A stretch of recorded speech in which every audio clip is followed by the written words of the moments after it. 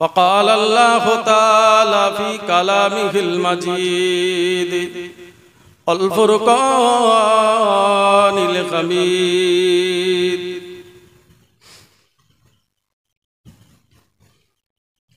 इन्नल्लाहा व मलाइकतहु यसल्लूना अलन नबी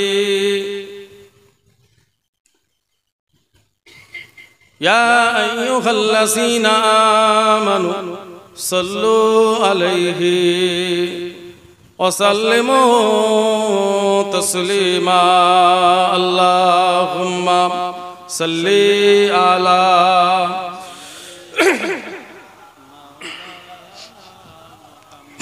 माशाअल्लाह।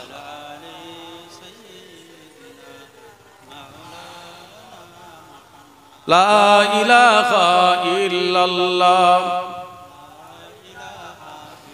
बोलो ला इलाहा इल्लल्लाह, ला इलाहा इल्लल्लाह, ला इलाहा इल्लल्लाह मुहम्मदुर रसूलुल्लाह।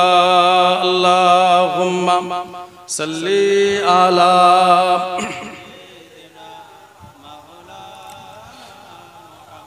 একটু প্যার দিয়ে পড়েন, ভালোবাসা দিয়ে।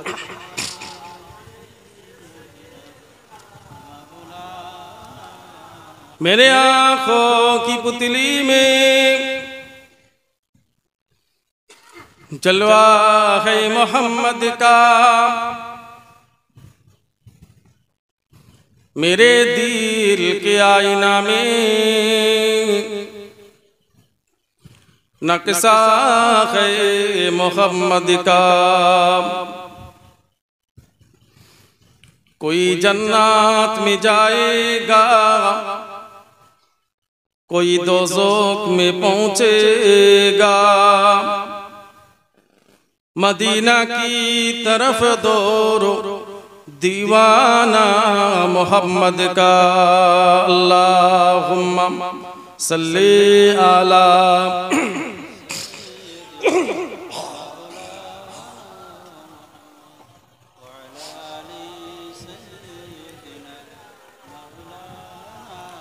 একটু জোরে পড়ে, একটু ভালোবাসা দিয়ে পড়েন আব্বা, একটু জোরে জোরে। আল্লাহুম্মা সাল্লি আলা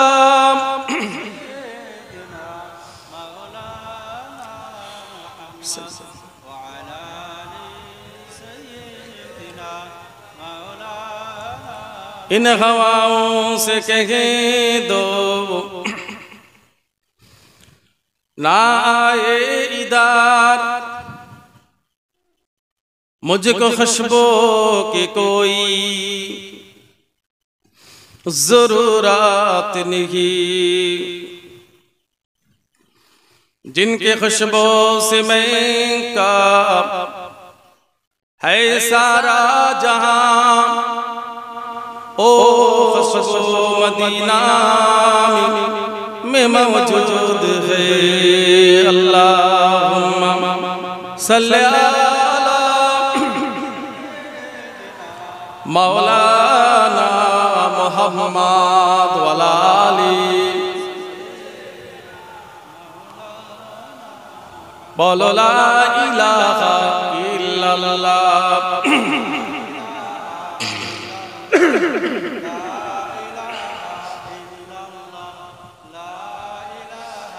ला इलाहा इल्लल्लाह मुहम्मदुर रसूलुल्लाह।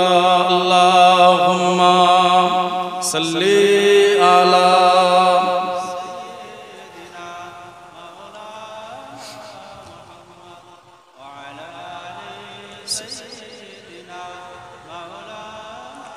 وقال الله تعالى في كلامه المجيد والفرقان الحميد تبارك الذي بيده الملك وهو على كل شيء قدير. وقال الله تعالى في كلامه المزيد والفرقان الحميد কুল্লু মান আলাইহা ফান ওয়া ইয়াবকা ওয়াজহু রাব্বিকা যুল জালালি ওয়াল ইকরাম।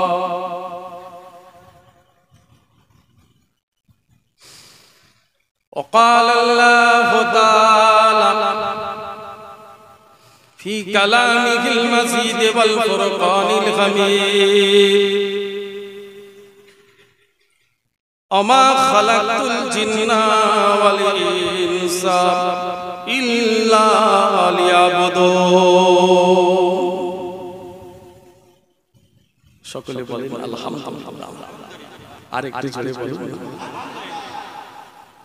এটা যত বলবেন তত আমার আল্লাহ পাক খুশি, তত জীবনের গুনাহ মাফ হবে। রব্বুল আলামিন আমাদের উপরে রহমত নাযিল করবে। সব সময় আলহামদুলিল্লাহ সবাই বলে, আরো জোরে বলেন, চিৎকার করে বলেন। আল্লাহর কাছে কোটি কোটি শুকরিয়া যে আল্লাহ পাক আমাদের কবুল করেছে, শহীদানদের ইসালে সওয়াব হাজির করেছে।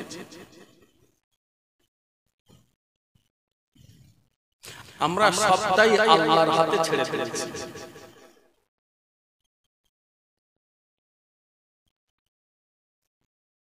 আজকে আশুরার রাত 10ই মুহররম, ইসলামের ফার্স্ট মাস।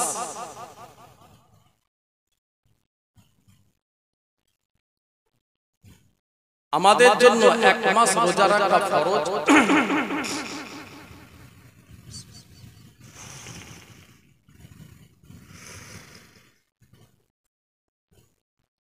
অন্য নবীদের জন্য এক মাস ফরজ ছিল, আর মুহররম মাসে দুটো রোজা রাখাটাও ফরজ ছিল। 9-10 তা না হলে 10-11 আমরা রোজা রাখি, নামাজ পড়ি, আল্লাহর কাছে চোখের পানি ফেলে কাঁদি, কারণ হযরত হুসাইন হলো আমার রাসূলুল্লাহর নাতি। আমাদের নবী বলেছে, আমার হাসান আমার হুসাইন আমার শরীরের একটা অঙ্গ। যারা আমার হাসান হুসাইনকে ভালোবাসবে, আমি নবীকে তারা পাবে। জোরে বলেন, আরেকটু জোরে বলবেন না। নবী রোজা রেখেছিলেন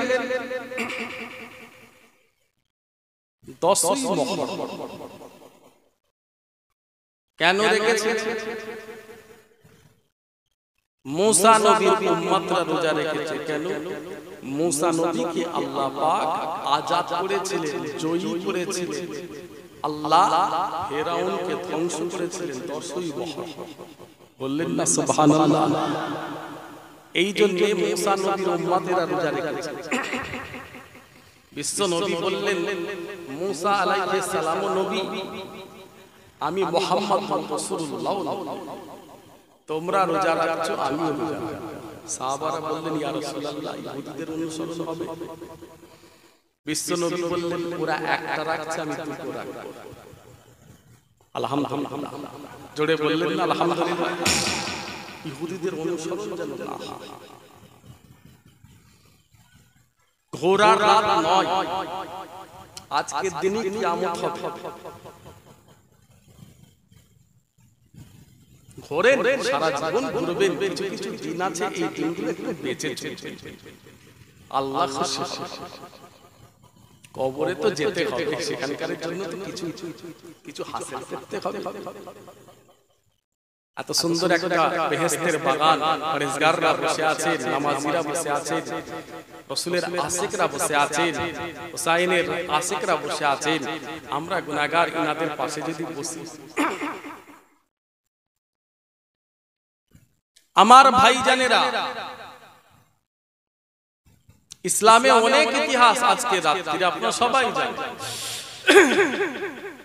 নূহ নবীকে আল্লাহ পাক তানার কাস্তি পাহাড়ে রুখে দিয়েছে, নূহ নবীর উম্মত বেঁচে গিয়েছে। আজকে রাত মুহররম মাসের 10 তারিখ। ইব্রাহিম নবী আলাইহিস সালাম মূর্তি পূজা পছন্দ করতেন না। বাপ দাদুরা মূর্তি পূজা করত, হুজুর এটা পছন্দ করতেন না। বাপ দাদুদের সঙ্গে লড়াই ছিল এটাই। ইব্রাহিম নবী মূর্তির সামনে দাঁড়িয়ে কথা বলতে চাইছে, মূর্তি কথা বলে না। হাত ধরেছে মূর্তি, কি খেতে চাও? তোমার কাছে আমার বাপ দাদুরা আসে, সিজদা করে, তোমাকে খোদা বলে, তুমি কি খাবে, কি করবে, কি বলবে, আমার সাথে দুটো কথা বল। ইব্রাহিম নবী বলছেন, মূর্তি কথা বলে না। হাত ধরেছে, হাতের কোনো মানে লড়াচড়া না। ইব্রাহিম নবী হাতটা ধরলেন, হাত ইব্রাহিম নবীর হাতে চলে আসে। ইব্রাহিম নবী বলছেন, নিজের হাত বাঁচানোর ক্ষমতা নেই, আমাকে তুমি কি বাঁচাবে? এইভাবে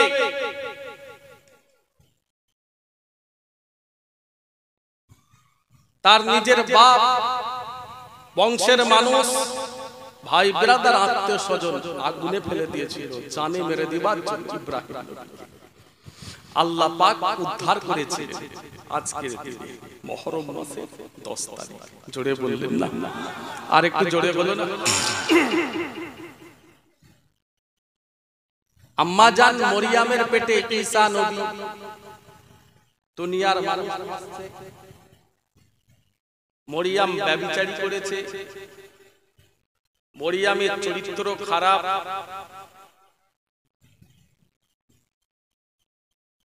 মরিয়ম খারাপ কাজ করেছে। পেটে সন্তান আসলো কেন? আম্মা জান মরিয়ম কাঁদে, আল্লাহ আপনি ছাড়া আমার কেউ নাই, এ সন্তান তো আল্লাহ আপনি দিয়েছে, এ দুনিয়ার মানুষকে বুঝাবো কি করে? আল্লাহ বললেন, মরিয়ম জবান বন্ধ রাখা, রোজা করো, যে যা বলছে বলো, তুমি জবান বন্ধ রাখো, জবান বন্ধ করার রোজা করো। আম্মা জান মরিয়ম জবান বন্ধ করে দিলেন। ঈসা নবীর জবান খুলে গেল মুহররম মাসের 10 তারিখ, আশুরা, 10ই মুহররম। ঈসা নবী চিৎকার করেছিলেন, দুনিয়ার মানুষ, আমি ঈসা আম্মা জান মরিয়মের পেটে এসেছি আল্লাহর হুকুমে। আর একটু জোরে হলো না? সেই রাত, যেই রাতে ইউনূস নবীকে আল্লাহ উদ্ধার করেছিলেন মায়ের পেট, মাছের পেট থেকে, আজকে রাতটা সেই রাত। ইউসুফ নবীকে আল্লাহ জয়ী করেছিলেন, আইয়ুব নবীর বিমার সুস্থ করে দিয়েছিলেন। 10ই মুহররম সেই রাত, যেই রাত্রিরে আমার রাসূলের নয়নের মণি হযরত হুসাইন শহীদ হয়েছিল।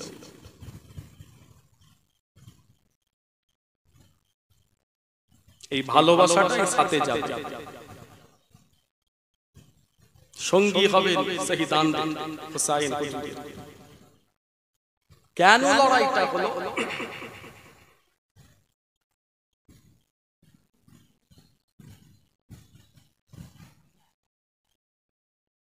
এজিদের সাথে কি সম্পত্তির লড়াই ছিল? হযরতে হুসাইন হুজুরের সাথে কি এজিদের জমি জায়গার লড়াই ছিল?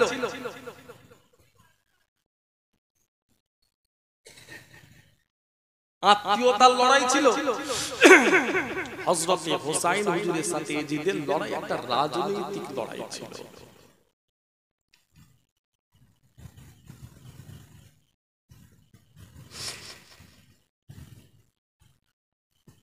অনেক কষ্ট করে আজকে আপনি ইসলাম দিন পেয়েছেন।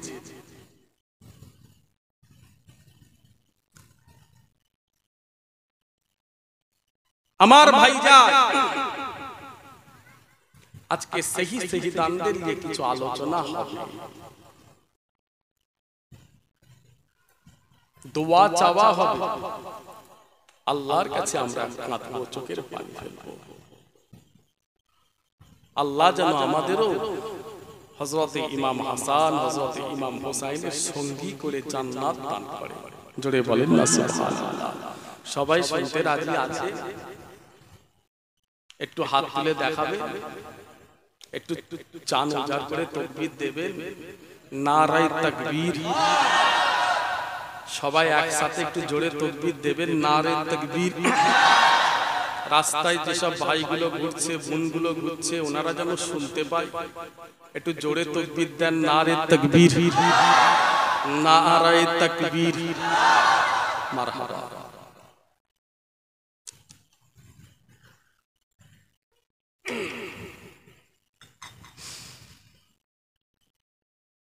আল্লাহ পাক আমার নবীকে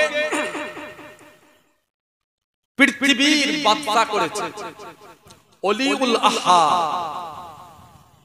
বিশ্ব নবীকে আল্লাহ পৃথিবীর প্রিন্স, প্রেসিডেন্ট আল্লাহ আমার রাসূলকে করেছে। জোরে বলেন, আর একটু জোরে বলো না।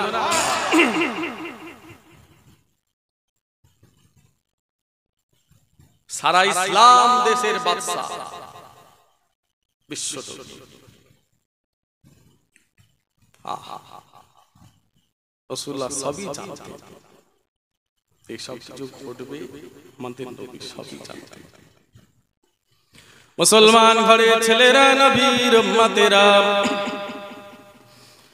বিশ্ব নবী সারা পৃথিবীতে আল্লাহ আমার নবীকে নবী করে পাঠিয়েছেন। আল্লাহ আমার নবীকে রাষ্ট্র নেতা করেছেন। একটানা ভাইজান 10 বছর নবী রাষ্ট্র চালিয়েছে। মাইকে সাউন্ডের অবস্থা তো ভালো, বক্সে সাউন্ড আওয়াজ করছে। বিশ্ব নবী রাষ্ট্র চালিয়েছিলেন কত বছর? কথা বলে 10 বছর বিশ্ব নবী রাষ্ট্র চালিয়েছিলেন। আরবের বাদশা বিশ্ব নবী প্রেসিডেন্ট, 10 বছর রাষ্ট্র চালালেন। ও যুবকেরা, ও আমার ভাইজানেরা, নবী আমার ইন্তেকালের আগে নিজের সন্তানকে রাষ্ট্র দায়িত্ব দেননি। আল্লাহ নবী জানেন আমি চলে যাব, কিন্তু নবী আমার ইন্তেকালের আগে নিজের সন্তানকে রাষ্ট্র দায়িত্ব দিয়ে যাননি, নেতা করেননি, প্রেসিডেন্ট বানাননি। আল্লাহ নবী ইন্তেকালের আগে বারবার বলতেন, আমার পরে খলিফা হবে আবু বকর ওমর। ও নবীর উম্মতেরা, ও আমার ভাইজানেরা, রাসূলের শরীর অসুস্থ। সাহাবারা জিজ্ঞাসা করলেন, ইয়া রাসূলুল্লাহ, হাবিবাল্লাহ, কে নামাজ পড়াবে? আল্লাহ রাসূল বলেছিলেন, আমার আবু বকর সিদ্দিক নামাজ পড়াবে। আর একটু জোরে বললেন না? কি সাউন্ড এরকম করছে কেন? ও এখন আলহামদুলিল্লাহ। ইশারা দিলেন নবী, আমার পরে আমার আবু বকর সিদ্দিক নামাজ পড়াবে। ইসলামের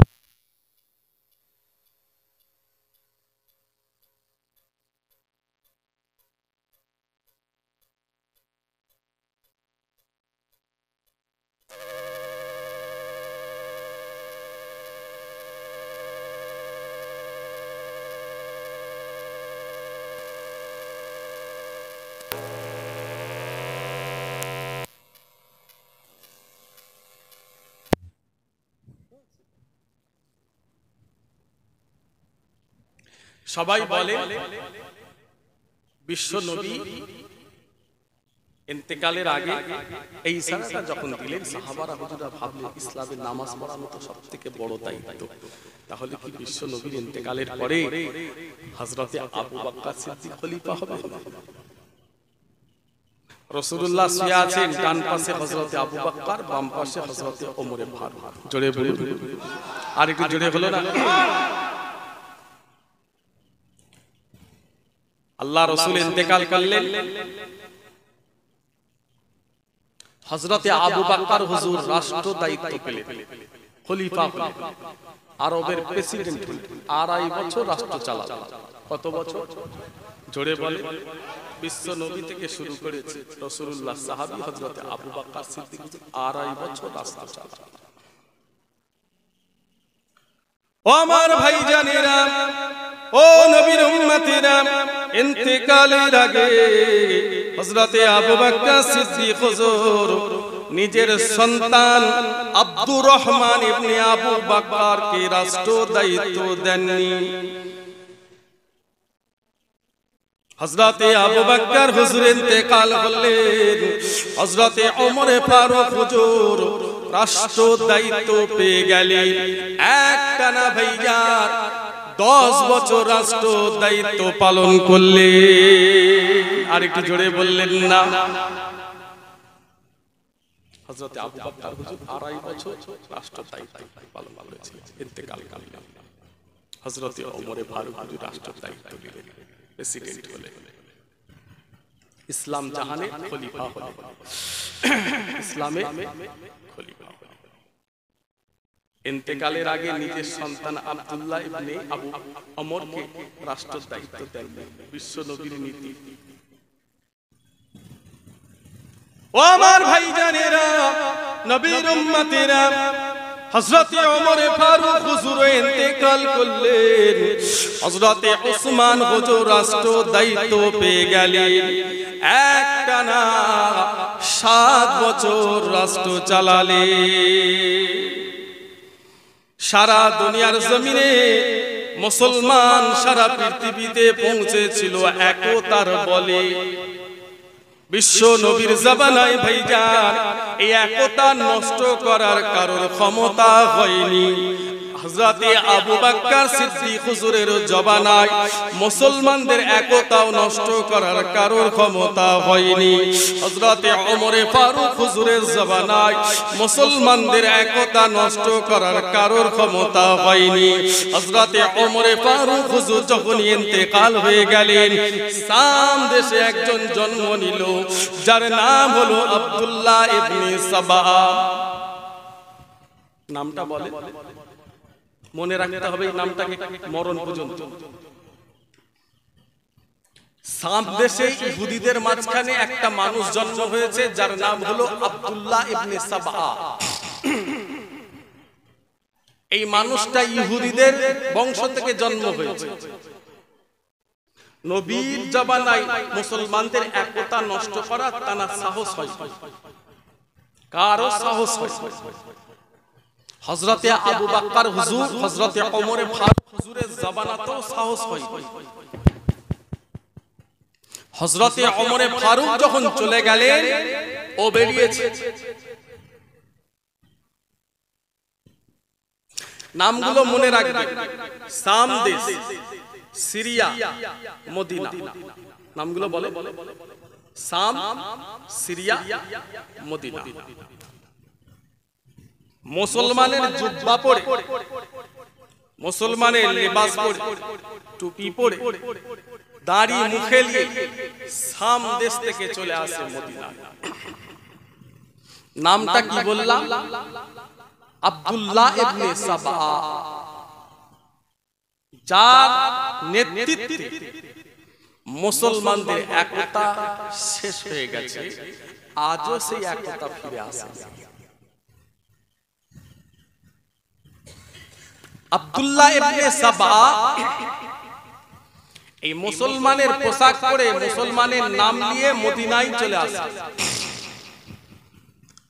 তখন ক্ষমতায় আছে, খলিফায় আছে হযরতে উসমান হুজুর। হযরতে উসমান হুজুর খুব ঠান্ডা মানুষ, খুব দয়ালু মানুষ। এই সুযোগটাকে কাজে লাগিয়েছে। কেন? স্বর্ণের যুগ বলা হয়। এত দ্রুত ইসলাম পৃথিবীতে পৌঁছে যাচ্ছে, সারা বিশ্বে ইসলাম ছড়িয়ে যাচ্ছে। ইসলামকে মানুষ ভালোবেসে ইসলামকে মেনে নিচ্ছে। জোরে বলে, আর একটু জোরে হলো না? এই একতার বলে, এই একতাকে নষ্ট করতে হবে।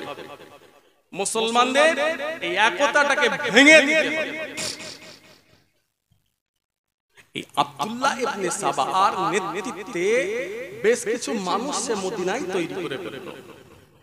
মুসলমানদের মাঝখান থেকে সে ঢুকে গেল, সাধারণ মুসলমানের কাছে গিয়ে বোঝাতে শুরু করলো, তোমরা উসমানকে খলিফা হিসাবে মানছো কেন? উসমান কি নবীর জামাই? নবীর জামাই আলী, আলী খলিফা না হয়ে উসমান কেন খলিফা হবে? উসমানের কাজকর্মগুলো দেখছো, ছোট ছোট বাচ্চাদের ধরে বিভিন্ন এলাকায় গভর্নর তৈরি করে দিচ্ছে। সাধারণ মানুষের কাছে ঢুকে গিয়ে মুনাফিকি শুরু করে দিল। উসমান রাদিয়াল্লাহু তাআলা নিজের সম্পদ নয়, জনগণের সম্পদ, গনিমাতের মাল আত্মীয়স্বজনদের বন্টন করছে। কিছু মানুষের কাছে, মুসলমান সাধারণ মানুষের কাছে ঢুকে গিয়ে বুঝাতে বুঝাতে বেশ কিছু তৈরি করে ফেলেছে, নিজের পিছনে কিছু মানুষ তৈরি করে ফেলেছে। যখন তৈরি করে ফেলেছে, ওসমানের কাছে হাজির হলো, ওসমান, আমি আব্দুল্লাহ ইবনে সাবা আরবের কিছু একটা দায়িত্ব পেতে চাই, আমাকে একটা দায়িত্ব দাও। তাকে বলছে হযরতে উসমান হুজুর খলিফা। হযরতে উসমান বলছে, না, তোমার মধ্যে ইহুদিদের গন্ধ আছে, তুমি ইহুদির মুসলমানের লেবাস পরে মুসলমানদের ক্ষতি করার জন্য মদিনায় এসেছো। জোরে বললেন না? আর একটু জোরে হলো না? এই কথাটা যখন বলেছে, আব্দুল্লাহ ইবনে সাবা খুব রাগ হয়ে গেছে। এত বড় অপমান করলো, উসমানকে আর জিন্দা রাখবো না, আমি শেষ করে দেবো। জিলহজ মাস, আম্মা জান আয়েশার সাথে নবীর বড় বড় সাহাবারা হজ করতে চলে গেছে। এই সুযোগটা কাজে লাগিয়ে হযরতে উসমান হুজুরকে শহীদ করলো আব্দুল্লাহ ইবনে সাবা। ও যুবকেরা, ও আমার ভাইজানেরা, আরবের ক্ষমতায় চলে আসেন হযরতে আলী হুজুর। একটানা 10.5 বছর রাষ্ট্র চালালেন। ইন্তেকালের আগে ভাইজান হযরতে হাসান হুজুরকে নিজের রাষ্ট্র দায়িত্ব দিয়ে যাননি, হযরতে হুসাইনকে রাষ্ট্র দায়িত্ব দেননি। কেননা রাসূলুল্লাহ নীতি আদর্শ সেটা মেনে হযরতে হাসান, হযরতে হুসাইনকে হযরতে আলী হুজুর রাষ্ট্র দায়িত্ব দেননি। ও নবীর উম্মতেরা, এই আব্দুল্লাহ ইবনে সাবা যার নেতৃত্বে হযরতে আলী হুজুরকেও শহীদ করে দেয়া হলো, হুজুর আমার শহীদ হবার পরে হযরতে হাসান হুজুরকে আরবের মানুষেরা রাষ্ট্র নেতা হিসাবে, খলিফা হিসাবে মেনে নেয়। আর একটু জোরে বললেন না? আর একটু জোরে হলো না? ইসলামের মানুষরা হযরতে হাসান হুজুরকে বললেন, তুমি খলিফা হবে।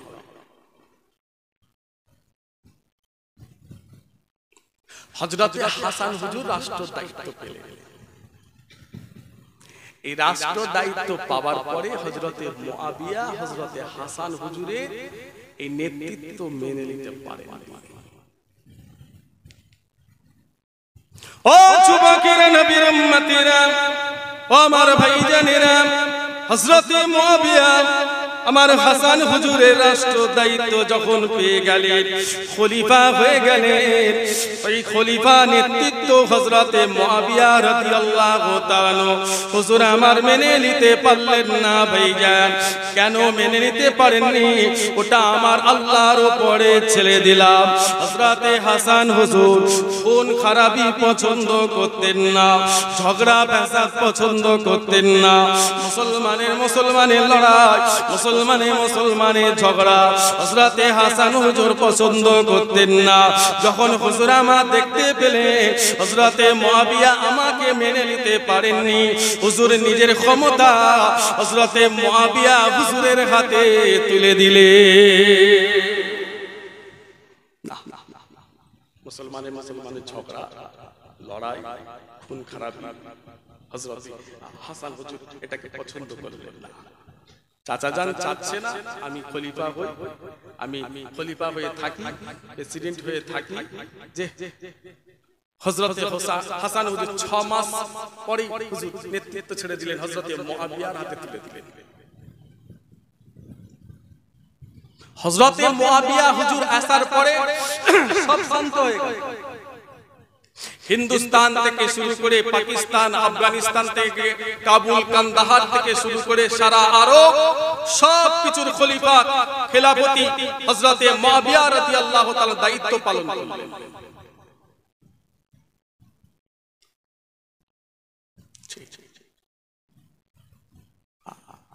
হযরত মুআবিয়া রাসূলুল্লাহ একটানা 20 বছর রাষ্ট্র চালান। কত বছর? জোরে বলে 20 বছর।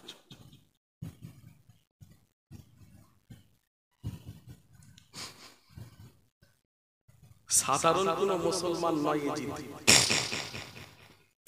নবীর সাহাবী ছেলে। তাহলে আমার রাসূল জিন্দা অবস্থায় নিজের সন্তানকে খেলাফতি দিয়ে চাই। আমার কথা বুঝতে পারছেন? বুঝতে পারছেন? হযরতে আবু বকর হুজুর রাসূলের আদর্শ মানলেন, নিজের সন্তান আব্দুর রহমান ইবনে আবু বকরকে খলিফা করলেন না। হযরতে ওমর ফারুক হুজুর খলিফা হলেন, নিজের সন্তান আব্দুল্লাহ ইবনে ওমরকে খেলাফতি দেন, বিশ্বনবী দেন। হযরতে ওসমান হুজুর আমার রাসূলের নীতি মানলেন, হযরতে আলী হুজুর বিশ্বনবীর নীতি মানলেন। হযরতে মুআবিয়াকে কি বলা হয়? আমিরে মুআবিয়া, আমিরত্ব শুরু।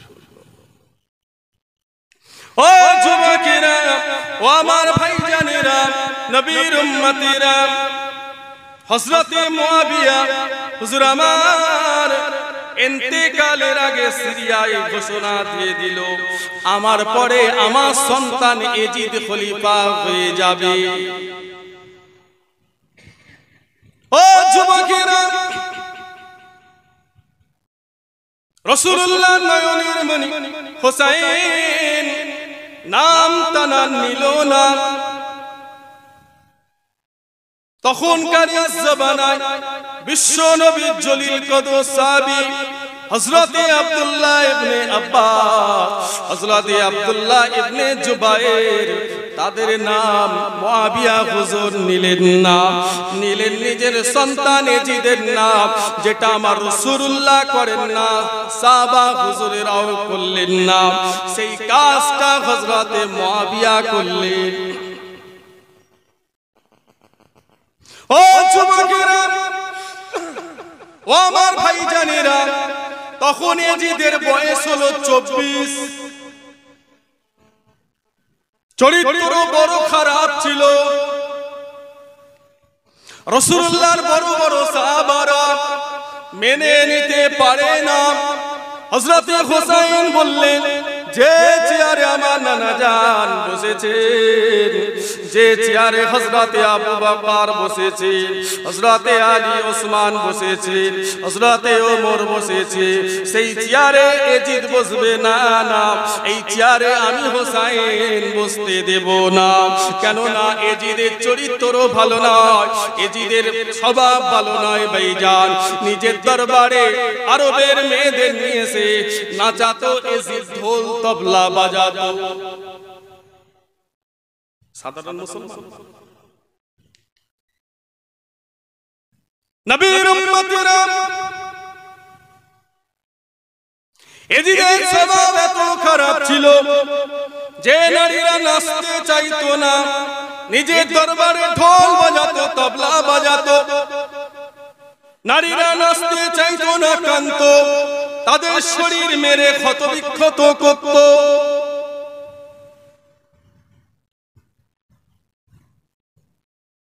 হযরতে হোসেন বললেন, এজিদ শরাব পান করে। আমার রাসূলুল্লাহর বড় বড় সাহাবা এই 24 বছরের এক ছেলেকে কি করে নেতা হিসাবে মানবে? যে চেয়ারে আমার রাসূলুল্লাহ বসেছে ওই চেয়ারে আমি হোসাইন এজিদকে দেখতে পারবো না।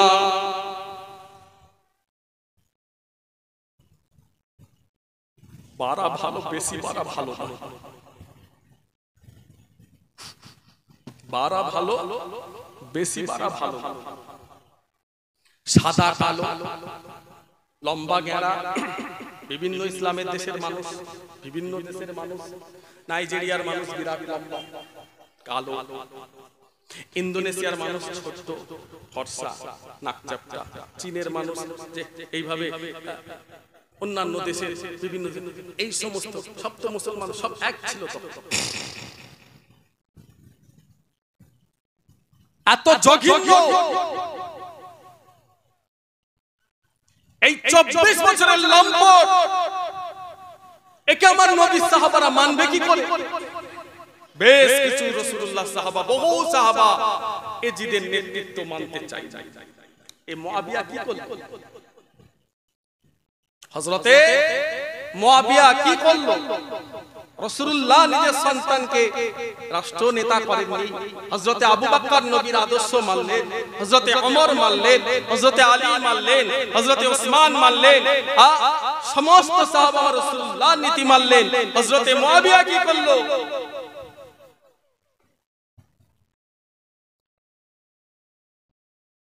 বাড়া ভালো, বেশি বাড়া ভালো নয়।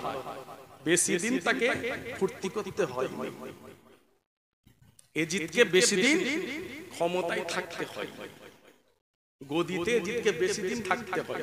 24 বছর বয়সে ক্ষমতা পেয়েছে, সারা আরব, সারা ইসলাম দেশ, মক্কা মদিনা লন্ডভন্ড শুরু করে দিল, ঘোষণা দিয়ে দিল, আমি এজিদকে যারা নেতা হিসাবে মানবে না মেরে দাও।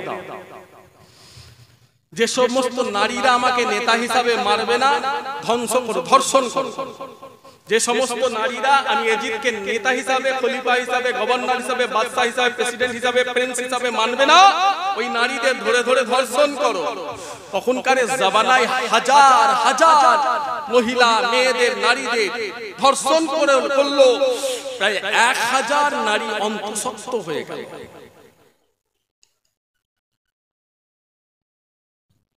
আমার রাসূলুল্লাহ যে সমস্ত সাহাবারা প্রতিবাদ করেছিল, হযরতে হুসাইনের পক্ষে ছিল, ন্যায়ের পক্ষে, সত্যের পক্ষে ছিল, এজিদের বিরোধিতা করেছিল, তারা সবাই হারাম শরীফে চলে গেল, কাবা শরীফে চলে গেল। এই কাবা শরীফে এজিদের সৈন্যরা হামলা করবে না, এটা হলো আল্লাহর কাবা, বাইতুল্লাহ শরীফ, হারাম শরীফের জমিন। এজিদের সৈন্যরা সেখানটাও ছাড়লো না, পাথর মারা শুরু করলো, পাথর মারা শুরু করলো। পাথর গিয়ে আমার আল্লাহর কাবা, বাইতুল্লাহ শরীফে লাগলো, কাবা, বাইতুল্লাহ শরীফের পর্দা ফেটে গেল। কথা বলে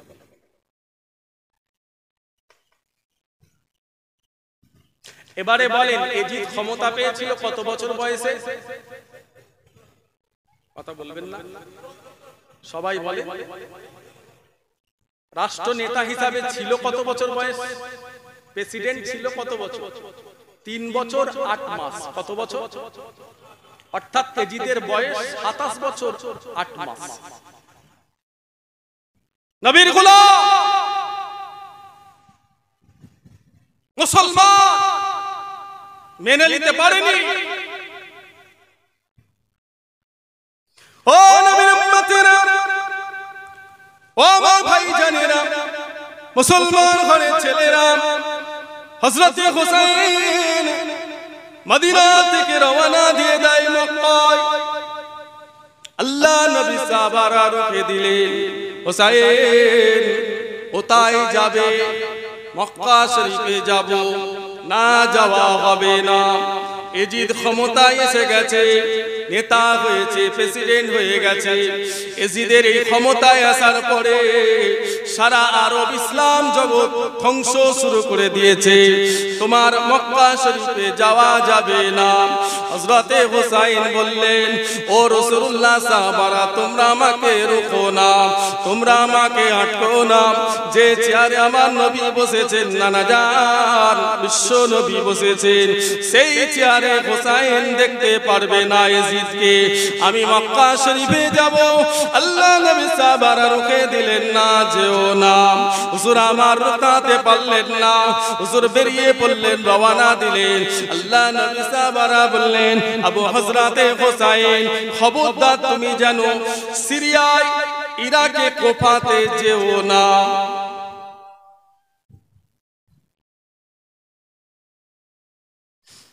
হযরতে হুসাইন রওনা দিলেন মদিনা শরীফ থেকে মক্কা শরীফ। মক্কা শরীফে আসার পরে হাজার হাজার চিঠি আসতে শুরু করে দিল, হাজার হাজার চিঠি আসতে শুরু করে দিল। হাফসা কোফা থেকে, সিরিয়া থেকে চিঠি আসছে। হুসাইন, আমরা এই জিদকে মানব না, আমরা তোমাকে খলিফা হিসাবে মানতে চাই, আমরা তোমার নেতৃত্ব গ্রহণ করতে চাই, আমরা তোমাকে প্রেসিডেন্ট হিসাবে মানতে চাই। এই হাজার হাজার যখন চিঠি আসছে, হযরতে হুসাইন হুজুর খুব খুশি হয়ে গেলেন। আরে চিঠি আসছে কোফা থেকে, তাহলে তো আমার যাওয়া জরুরি।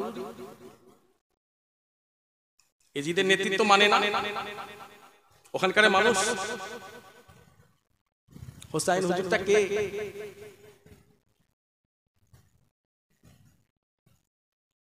দুনিয়া যতদিন থাকবে হযরতে হুসাইনকে মানুষ ভালোবাসবে, হুসাইন হুজুরের নাম শুনলে মানুষ ভালোবাসায় কাঁদবে। জোরে বলুন, আইডি জোরে হলো না? পৃথিবী যতদিন বেঁচে থাকবে এজিদের নাম শুনলে মানুষ কাল দেবে, ঘৃণা করবে।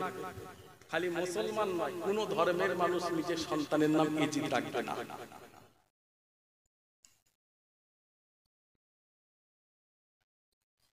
ও যুবকেরা, নবীর উম্মতেরা, হুসাইন হুজুরকে বিশ্ব নবীর নাতি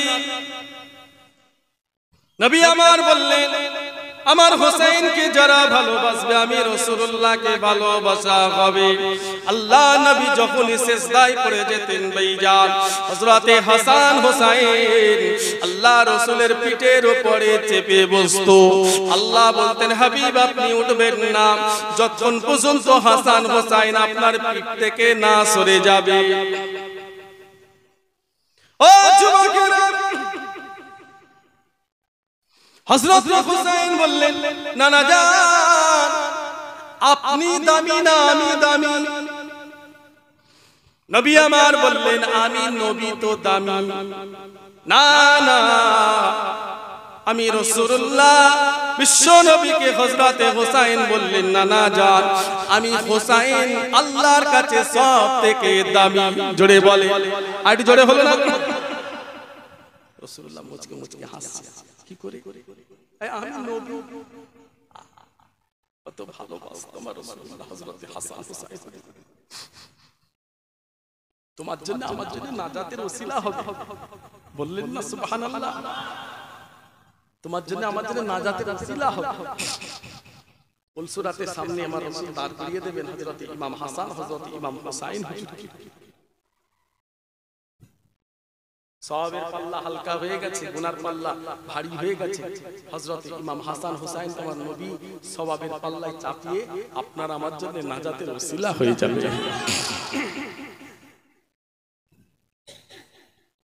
নবীর উম্মতেরা, নবী আমার বললেন, কি করে দামি? ইয়া রাসূলুল্লাহ, হাবিবাল্লাহ আপনার নানির নাম কি? নবী আমার বললেন, হযরতে ইমাম হুসাইন বললেন, আমার নানি জানের নাম হলো আম্মা জান হযরতে খাদিজা, যে খাদিজাকে আমার আল্লাহ পাক স্বয়ং সালাম দিয়েছে। একটি কারণে ভাইজান খাদিজার উপরে আল্লাহ ভালোবাসা, আল্লাহ কবুল করেছিলেন খাদিজাকে। আমার রাসূলুল্লাহকে এত ভালোবেসেছে, এত মহব্বত করেছে, এত প্যার করেছে। আম্মা জান খাদিজা নিজের সম্পদ আল্লাহ রাসূলের কদমে কুরবান করেছে। আল্লাহ খুশি হয়ে গিয়ে আম্মা জান খাদিজাকে সালাম দিয়েছে। ইমাম হুসাইন ওটা কে জানে? এটা মানে খাদিজা, আম্মা জান খাদিজা। ও আমার ভাইজানেরা, হুসাইন হুজুর বললেন, ইয়া রাসূলুল্লাহ, হাবিবাল্লাহ, আমার আম্মা জান কে?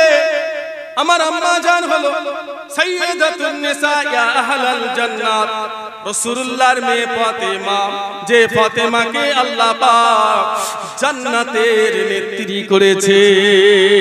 দুটো কারণে ভাইজান আল্লাহ ফাতেমাকে জান্নাতি করেছে। এক নম্বর, ফাতেমার জান চলে যাবে, ফাতেমার শরীর থেকে পর্দা সরবে না। ও আমার ভাইজানেরা, ও নবী উম্মতিরা, ফাতেমা স্বামীকে এত ভালোবাসতো, সংসার এত মহব্বত করত, অভাবে সংসার, কষ্টের সংসার, জীবনে কোনোদিন আলী হুজুরকে কষ্ট দিত না। এই কাজ আমার আল্লাহ দরবারে পছন্দ হয়ে গেছে। আমার আল্লাহ খুশি হয়ে ফাতেমাকে জান্নাতি করে দিয়েছে। আর একটু জোরে বলেন না, ইয়া রাসূলুল্লাহ, এটা আমার আম্মা, বিশ্ব নবীর মেয়ে ফাতেমা আমার আম্মা। রাসূলুল্লাহ মুচকে মুচকে হাসছে। তৈয়ার বিশ্ব নবী চোখ বন্ধ করে রাসূলুল্লাহ হাসছে। কি বলছে হুসাইন? ইয়া রাসূলুল্লাহ, আমার নানা জান কে আপনি জানেন? আমার নানা জান হলো আল্লাহর হাবিব বিশ্ব নবী। আর একটু জোরে বলবেন না, আর একটু জোরে হলো না? সেই হযরত হুসাইন হুজুরের কথা বলছি। মক্কা শরীফে যখন হুজুর এসে পৌঁছে গেলেন, রাসূলুল্লাহ সাহাবী নিজের চাচাতো ভাই হযরতে মুসলিম ইবনে আকিল রাদিয়াল্লাহু তাআলা আনহুকে ডাকলেন। ওফা থেকে চিঠি আসছে হাজার হাজার, আমি রওনা দেব ওফাতে। ওখানকার লক্ষ লক্ষ মানুষ আমাকে খলিফা হিসাবে মানতে চায়। আমি যাবার আগে তুমি আমার দূত হয়ে, প্রতিনিধি হয়ে একবার ওফাতে যাও। সেখানে গিয়ে ফিল্ডে গিয়ে অবস্থাটা একবার গিয়ে দেখ। বাস্তবে তারা আমাকে খলিফা হিসাবে মানতে চায়। আমি যাবার আগে তোমরা একবার যাও। হযরতে মুসলিম ইবনে আকিল রাদিয়াল্লাহু তাআলা আনহু হুসাইন হুজুরের চাচাতো ভাই, তিনি রওনা দিলেন দূত হিসাবে, প্রতিনিধি হিসাবে রওনা দিলেন।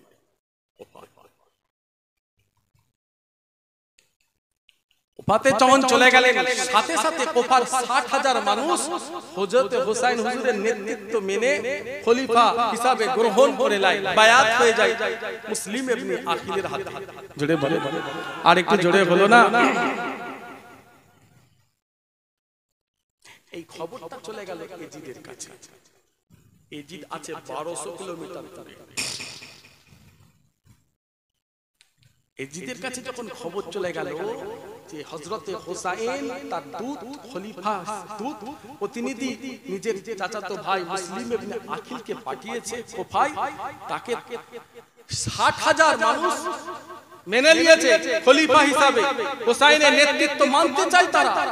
এটা শোনার পরেই এজিদ পাঠিয়ে দিল এক এলাকার গভর্নর, তার সঙ্গে প্রায় 40,000 সৈন্য, সীমা যার নেতৃত্ব প্রায় 40,000 মানুষ, যারা হযরতে হুসাইনকে খলিফা হিসাবে মেনেছে, তাদের একটা করে ধরে শেষ করে দাও। হযরতে মুসলিম ইবনে আকিল 60,000 মানুষ যখন খলিফা হিসাবে মেনেছে, হুজুর খুশি হয়ে চিঠি লিখতে শুরু করে দিলেন, হুসাইন আর দেরি করো না, তুমি রওনা দাও। আমি এখানে এসে 60,000 তোমার নেতৃত্ব মেনে নিয়েছে, খলিফা হিসাবে তোমাকে মেনে নিয়েছে 60,000 মানুষ, আমি এখানে সব ঠিকঠাক দেখছি, আর দেরি করুনি, তুমি রওনা দাও। এই চিঠিটা যখন ছেড়ে দিয়েছে মুসলিম ইবনে আকিল, ইসলামের যারা দুশমন, হযরত হুসাইন হুজুরের যারা দুশমন, মুসলিম ইবনে আকিলকে সাথে সাথে হত্যা করলো। এই হত্যা করার সময় মুসলিম ইবনে আকিল চিৎকার করতে থাকে, ও নবীর উম্মত, আমি কে?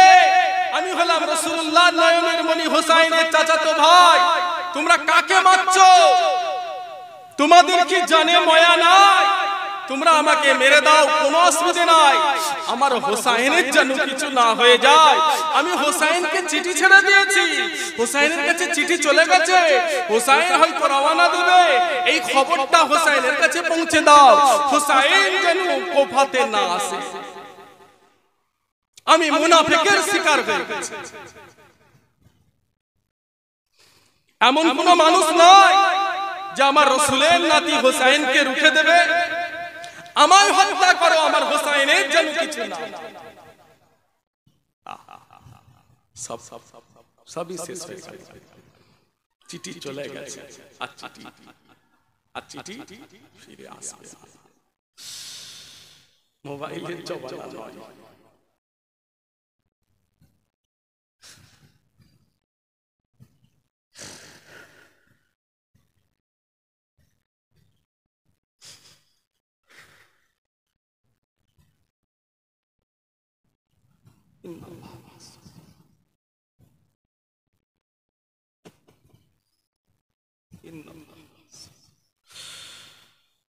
মোবাইলের জমানা তো নয়, ফোন করে দেবে, হোসাইন খবরদার আসুনি, এখানে অবস্থা ভালো নাই, আসলে তোমাকে শহীদ করে দেবে, এরা শহীদ করার প্ল্যান তৈরি করেছে, এই যে তোমাকে শেষ করে, এই সব বলা, চিঠি চলে গেছে, আর চিঠি ফিরে আসবে না। আর এই বলার মতো আর কেউ নাই। আমার ভাইজান হযরতে হোসাইন হুজুর যখন মুসলিম ইবনে আকিলের চিঠি পেয়ে গেলেন, হুজুর আর দেরি করলেন না। রাসূলুল্লাহর প্রায় 60 জন বংশ, এরপরে 80 জন মানুষকে নিয়ে হযরতে হোসাইন হুজুর রওনা দিলেন। কোথায়? সিরিয়া, ইরাক, কুফা। ওরা আমাকে মানবে খলিফা হিসাবে। আমার নানা জান যে চেয়ারে বসেছে, সেই চেয়ারে ইজিদকে আমি বসতে দেব না। খলিফা হিসাবে ওরা আমাকে মানতে চায়। আমার চাচাতো ভাই মুসলিম ইবনে আকিল চিঠিতে আমায় জানিয়ে দিয়েছে, সিঙ্গেল গ্রিন, আমি রওনা দিলাম।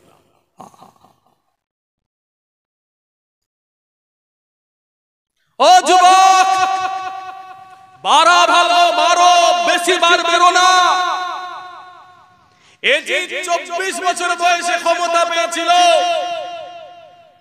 হযরতে হুসাইনকে যখন শহীদ করলো, সারা ইসলাম দেশ মক্কা মদিনা যখন তছনছ করে দিল, নারীদের ধর্ষণ করলো, নারীদের অন্তঃসত্ত্ব করলো, মুসলমানদের কতল করলো, ইসলামের মানুষেরা হুসাইন হুজুরের এই শহীদ মেনে নিতে পারে না, রুখে দাঁড়ালো। হুসাইনের পক্ষে নবীর গোলামরা রুখে দাঁড়ালো। হযরতে হুসাইন হুজুরকে শহীদ করার পরে তারা এজিদকে আর গদিতে বসতে দিল না, গদি থেকে এজিদকে ফেললো। অর্থাৎ তখন এজিদের বয়স 27 বছর 8 মাস, 3 বছর 8 মাস ক্ষমতায় টিকেছিল। আল্লাহর মান, আল্লাহর বিচার, এরপরে 4 মাস এজিদ বেঁচে ছিল। অর্থাৎ 28 বছর বয়সে এজিদকে আল্লাহ ধ্বংস করে দিল। জোরে বলো।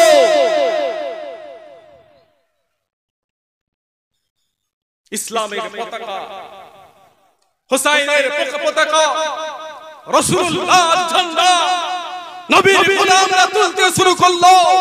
ইসলামের দেশ এবারে শান্তি পেয়েছে। হযরতে হুসাইনের বদলা নেওয়া হয়েছে। 28 বছর বয়সে এজিদকে আমরা ধ্বংস করেছি, আল্লাহ ধ্বংস করেছে। সবাই তাকবীর দিয়েছিল ওই সময়, নারায়ে তাকবীর। সবাই জোরে বলো নারায়ে তাকবীর। বেশি বাড়া কত বছর? 4 বছর টিকেছিল। বয়স তখন 8 বছর। কি জুলুমটা করেন! এই 3 বছর 8 মাস তছনছ করে দিয়েছে, ধ্বংস করে দিয়েছে, ইসলামের দেশগুলো ধ্বংস করে দিয়েছে। হযরত হুসাইন হুজুর রওনা দিলেন। আপনাদের কি কষ্ট হচ্ছে? শুনবেন না? কতজন শুনবেন না? হাত তোলেন তো। ঠিক আছে, কাঁদলে একটু হাসতে হবে, আর করা যাবে। আল্লাহ আছে। আমরা ছোট মুখে বড় কথা বলতে পারবো না, আমরা অতি ছোট মানুষ। সব বিচারটা আল্লাহর কাছে, আল্লাহই সব ফয়সালা করবে। এর মধ্যে খালনায়ক কি? অনেক কিছু বোঝার ব্যাপার আছে। হযরত মুআবিয়া রাদিয়াল্লাহু তাআলা হুজুর যদি চাইতেন সব কিছুই হতো না। সবই আল্লাহর উপরে আমরা ছেড়ে দিয়েছি। হযরত হুসাইন হুজুর রওনা দিলেন। ভাই আপনাদের কষ্ট হচ্ছে? হযরত হুসাইন হুজুর রওনা দিলেন, সঙ্গে 60 জন রাসূলের বংশ, 80 জন মানুষকে নিয়ে হযরত হুসাইন রওনা দিলেন। হুজুর যখন পৌঁছে গেলেন, গিয়ে দেখেছেন সত্যি তো এখানে এজিদের ক্ষমতা চলছে। মুসলিম ইবনে আকিলকে হত্যা করা হয়েছে।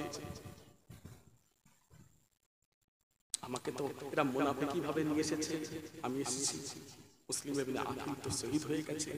হুজুর পৌঁছে গেলেন। নবীর উম্মতেরা, ও আমার ভাইজানেরা, ইসলামের যুদ্ধ যখন হতো, রাসূলুল্লাহ সাহাবারা নারীদের নিয়ে যেতেন না, স্ত্রীদের নিয়ে যেতেন না, মাসুম বাচ্চাদের নিয়ে যেতেন না, শিশুদের নিয়ে যেতেন না। হযরত হুসাইন হুজুর আমার গেলেন, ওফাতে উদ্দেশ্য একটাই, 3টে শর্ত। এই শর্তের মধ্যে এজিদ যদি একটা শর্ত গ্রহণ করে নেয়, আমি হুসাইন এজিদকে নেতা হিসাবে মেনে নেব। ও যুবকেরা, নবীর উম্মতেরা, সঙ্গে নিলেন শিশু বাচ্চা, স্ত্রীদের, মাসুম বাচ্চাদের। হুজুরের তো যুদ্ধ করার নিয়ত নয়। যদি যুদ্ধ করার নিয়ত থাকতো ভাইজান, মাসুম বাচ্চাদের, স্ত্রীদের, নারীদের নিয়ে যেতেন না। সবই তুলে চলে গেছে। নবীর প্রায় 60 জন বংশ, মাসুম বাচ্চা, দুধের বাচ্চা, নিজের সন্তানদের, বাচ্চাদের বাচ্চা সব নিয়ে চলে গেছে।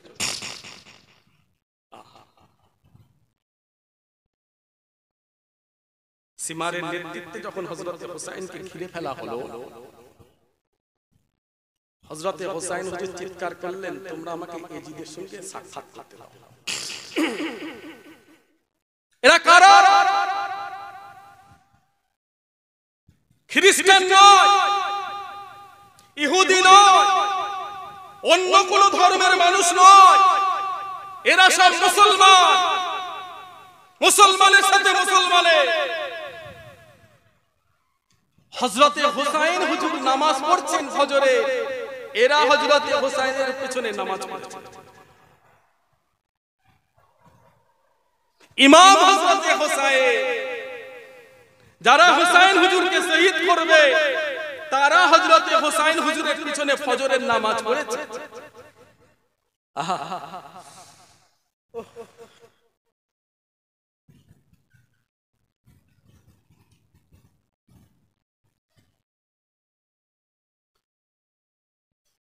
ছোট মুখে আমাদের বড় কথা বলা চলে না, বুকটা ফেটে যায় নবীর নাম, রাসূলুল্লাহর নাম। হুসাইন বললেন, এজিদের সাথে আমাকে সাক্ষাৎ করতে দাও। তোরা আমাকে শেষ করে দেবে, আমি বুঝে নিয়েছি। তোমরা আমাকে শহীদ করে দেবে, আমি সেটাও বুঝে গেছি। আমাকে তোমরা জিন্দা রাখবে না, তোমরা আমাকে শহীদ করবে, আমি বুঝে নিয়েছি। তবে এই জিদের সঙ্গে আমাকে সাক্ষাৎ করতে দাও। সিমার বলে, খোরাক হাতের কাছে এসে গেছে, এই খোরাককে আর হাতছাড়া করা যায় না। মুসলমান হুজুর বললেন তাহলে তোরা আমাকে ছেড়ে দে, আমি মদিনা শরীফে চলে যাই, বাচ্চাদের দিয়ে, সঙ্গে সন্তানরা আছে, আমার বাচ্চারা আছে, স্ত্রীরা আছে, বাড়ির মহিলারা আছে, আমার বোনেরা আছে, রাসূলুল্লাহর 60 জন বংশ আমার সাথে আছে, আমরা নবীর বংশ। কাকে মারতে চাইছো তোমরা?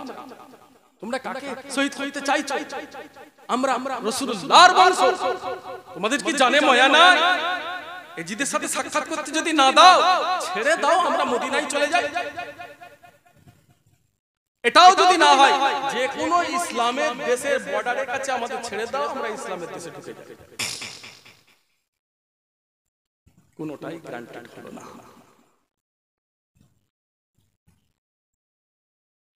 খুব খারাপ বিয়ে করলেন হযরত হুসাইন হুজুর রাসূলুল্লাহ 60 জন বংশ 80 জনের সাথে শেষ করা। মাসুম বাচ্চা, দুধের বাচ্চা, আলী আজকার বুকটা ফেটে যাচ্ছে। মাসুম বাচ্চা, দুধের বাচ্চা সব সাথে করে নিয়ে চলে গেছে। মাসুম বাচ্চা রাসূলের আশিক, সহ্য করতে পারেননি কাফের বেঈমান এজিদের নেতৃত্ব মেনে নিতে পারেননি হযরত হুসাইন। যে এজিদের চরিত্র খারাপ, যে এজিদের ক্যারেক্টার খারাপ, মেয়েদের সাথে খারাপ রিলেশন করত, নিজের দরবারে ঢোল বাজাতো, নারীদের নাচাতো, পছন্দ মতো নারীকে ঘরের ভেতর ঢুকিয়ে খারাপ কাজ করত, যে নেশা করত,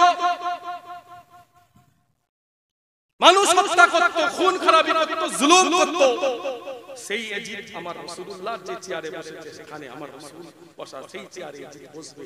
আর কোনো কথা না, হুজুর বেরিয়ে চলে গেছে। মাসুম বাচ্চা হযরত আলী আজকার বুক ফেটে যাচ্ছে, মায়ের স্তনে আর দুধ নাই, না খাওয়া না দাওয়া। হুজুর একটু পানিটা পান করাতে চান হযরত হুসাইন। ওরা নবীর কাছে যখন পৌঁছালো, সৈন্য নিয়ে দাঁড়িয়ে আছে। আমার মাসুম বাচ্চার জন্য তোমার কি দয়া না? এটা কে জানো না? এটা হলো রাসূলুল্লাহর নয়নের মণি, রাসূলুল্লাহর বংশ। এক ফোঁটা কি আমার আলী আজগারের জন্য পানি হবে না, জুটবে না? রাসূলের বংশের জন্য কি এক ফোঁটা পানি জুটবে না? তীর নিক্ষেপ করলো, এই বুক থেকে নিয়ে পিছন পর্যন্ত তীর চলে গেল। মাসুম বাচ্চা চুরমার হয়ে গেল। নবীর উম্মতেরা ও আমার ভাইজানেরা, হুসাইন নিজের সন্তান আলী আজগারকে বুকে নিয়ে বললেন, আলী আজগার, দুনিয়ার তোমার পানি পান করা নসিব হলো না, আমি তোমার আব্বা জান বুকে নিয়ে বললাম, আল্লাহ চাইলে নানা জানে সামনে জান্নাতে তোমার পানি নসিব হবে। সন্তান ছেড়ে দিলেন ইসলামের জন্য। অন্যায়ের কাছে কোনো মাথা নত নয়, জুলুমের কাছে কোনো মাথা নত নয়, খারাপের কাছে স্যালেন্ডার নয়, মিথ্যার কাছে কোনো অপাস নয়, অন্যায়ের কাছে কোনো অপাস নয়। ইসলামের স্বার্থে রাসূলুল্লাহ সাজানো বাগান, কোরআনের বিধান ধ্বংস হবে। হুসাইন না চাই না, হুসাইন জীবন দেবে, সন্তানকে আল্লাহর জন্য জীবন দেবে, সন্তান শহীদ হবে, আমার রাসূলুল্লাহর বংশ শহীদ হবে, কিন্তু এজিদকে আমি মানব না, এজিদকে আমি হুসাইন ধ্বংস করব। জোরে বলো।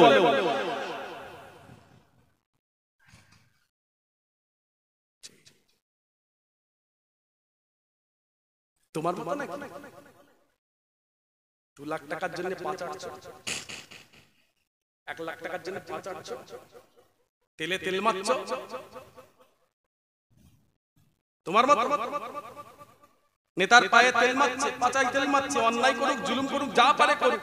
আমার নেতা কিছু যদি 2 লাখ 5 লাখ টাকা হয়, 10 লাখ টাকা হয়, কি করছে? কি করছে?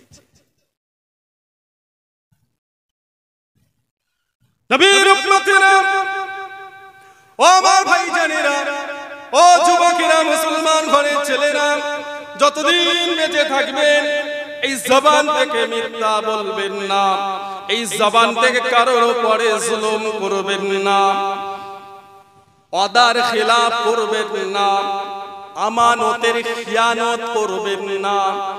মুসলমান যতদিন বেঁচে থাকবেন লজ্জায় স্থানের হেফাজত করুন।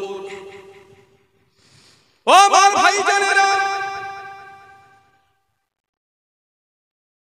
মানুষের হক মারবেন না, মানুষের উপরে জুলুম করবেন না। বান্দা বান্দি যদি আল্লাহর হক মারে, যাও মসজিদে চলে যাও, আল্লাহর কাছে সিজদায় পড়ো, আল্লাহ পাক তোমার জীবনের গুনাহকে maaf করে দেবে। আইটি জোরে হলো না? আল্লাহ পাক মেরেছেন নামাজ পড়ো, রোজা রাখেন, আল্লাহ পাক মেরেছেন সিজদায় গিয়ে আল্লাহকে বলুন, আল্লাহ maaf করে দেবে। মানুষের হক মারবেন না, হকুন নাস, হকুন নাস মারবেন, মানুষের হক যার মারলেন সে যদি maaf না করে আল্লাহ ওটা maaf করবেন না। ওই জন্য মাইয়ের যখন শুয়ে থাকে, মানুষ যখন ইন্তেকাল হয়ে যায় খাটিয়ায় শুয়ে থাকে, আর ইমাম সাহেব কি বলে? ইমাম সাহেব কি বলে? তুমিও মারা যাবে, আমিও মারা যাব। যখন মানুষ খাটিয়ায় শুয়ে থাকে জানাজার আগে ইমাম সাহেব কি বলে? এই মানুষটার দ্বারা কেউ যদি কষ্ট পাও আল্লাহর রাস্তে maaf করে দিও। এই মানুষটা যদি কারো কিছু মেরে থাকে আল্লাহর রাস্তে maaf করে দিও। কারো কাছে যদি ঋণ থাকে আল্লাহর রাস্তে maaf করে দিও। সন্তানরা আছে বলবে, শোধ করে দিতে পারে। হকুন নাস, যার হক মেরেছে সে যদি maaf না করে আটকে গেল। আল্লাহ আমাদের হেফাজত করে, সকলে বলেন আমিন। বলুন আল্লাহু আমিন। আজকের ইসালে সব আপনারা সবাই খুশি না বেজার? সবাই খুশি না বেজার? প্রত্যেক বছরে হযরত ইমাম হাসান, হযরত ইমাম হুসাইন হুজুরের নামে ইসালে সব পাতে, শহীদানদের ইসালে সব, দোয়া চাই, নামাজ পড়বেন, রোজা রাখবেন, বলেন ইনশাআল্লাহ, সবাই বলেন ইনশাআল্লাহ। আপনারা হুসাইনের পক্ষের মানুষ, নামাজ পড়বেন। ইসলাম খুব সুন্দর, আপনার দ্বারাই কোনো মানুষ যেন কষ্ট না পায়, আপনার দ্বারাই কারো যেন ডিস্টার্ব না হয়। মদের বোতল নিয়ে রাস্তায় হো হো করবেন, ঢোল তবলা বাজাবেন, কাওয়ালি করবেন, গান করবেন, বাজনা করবেন, যে করছে করুন। আপনি নবীর গোলাম, মুজাদ্দিদের জামানের সিলসিলার মানুষ। আল্লাহ তো জ্ঞান দিয়েছে, কোনটা ঠিক কোনটা ভুল এটা তো বুঝার মতো আল্লাহ জ্ঞান দিয়েছে। আল্লাহ তো যথেষ্ট শিক্ষায় শিক্ষিত করেছে, নিজের জ্ঞানটাকে জিজ্ঞাসা করবেন কোনটা ভুল কোনটা ঠিক। শৃঙ্খলা পারাটা ঠিক। রাসূলুল্লাহর নাতি চলে গেছেন হযরত ইমাম হাসান হুসাইন, তাদের আলোচনা শুনি, তাদের কথা শুনি, নামাজ পড়ি, আল্লাহর কাছে কাঁদি, দোয়া চাই। 40 দিন না খেয়ে মদিনার মানুষ, মক্কার মানুষ, ইসলামের মানুষ, ইসলাম দেশের মানুষ 40 দিন না খবর আসে পৌঁছায়। ঘটনাটা কি? এই জন্য সব খিচড়ি করে, মানুষকে খাওয়াবে, বেশি করে খাওয়াবে, খাওয়ালে আল্লাহ খুশি হয়। জোরে বলেন না সুবহানাল্লাহ। আর জোরে বলো না, মানুষকে খাওয়াবে, খাওয়ালে আল্লাহ খুশি হয়। খিচুড়ি করবে। 40 দিন পরে মদিনায় চুলে আগুন জ্বলেছিল। মদিনার, মক্কা মদিনার ইসলামের দেশে চুলে আগুন জ্বলেছিল। খাওয়া না, মানুষ না, ঘটনা ঘটেই গেছে, সবই শেষ হয়ে গেছে। আমরাও কি না খেয়ে শেষ হবো? 40 দিন পরে চুলে আগুন জ্বলেছিল, খিচুড়ি রান্না করে মেহমানদারি হয়েছিল, সেই খিচুড়ি আজ চলছে, ইনশাআল্লাহ চলছে। বলেন সুবহানাল্লাহ। আর জোরে হলো না? মানুষ যখন ইন্তেকাল করে 40 হয় না, আব্বা মা চলে গেছে, ভাইজানদের নিয়ে আসি, হুজুরদের নিয়ে আসি, উলামা হযরতদের নিয়ে আসি, দোয়ার মাহফিল হবে, সবরে সানি হবে, মানুষকে খানা খাওয়াবো।